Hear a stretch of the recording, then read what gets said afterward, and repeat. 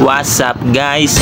Wala lang, na-miss ko lang mag-vlog. At ayun na nga susundo nga pala ako ng aking EA. Dahil kapag hindi ko to sinundo, nako, maghihiwalay ang puti sa bicolor. So yun, nandito na ako sa Binangonan Bayan. Dito nga pala makikipag-meet up. Ay, dito ko nga pala susunduin yung EA ko.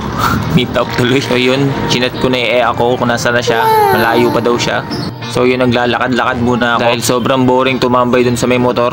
So yun, naisipan ko nga palang pumunta sa 7-Eleven at magpapalamig muna ako. At ito, tamang intay lang sa EA. Ganun talaga kapag magsusundo kayo ng EA, kailangan yung antayin. At dahil malamig na sa 7-Eleven, lumabas na ako. Ang lamig ng aircon. At sabi ng EA ko, malapit na daw siya. Kaya tingin-tingin muna ako sa paligid, baka nandyan na siya.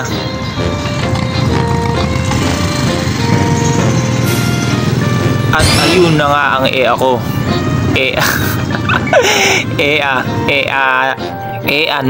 At ayun na nga pupunta nga pala kami sa tindahan. Pag makadaan nga pala kayo dito sa Binangonan Plaza, bili na kayo ng fried noodles. So yun, hanggang dito na lang. Bye bye.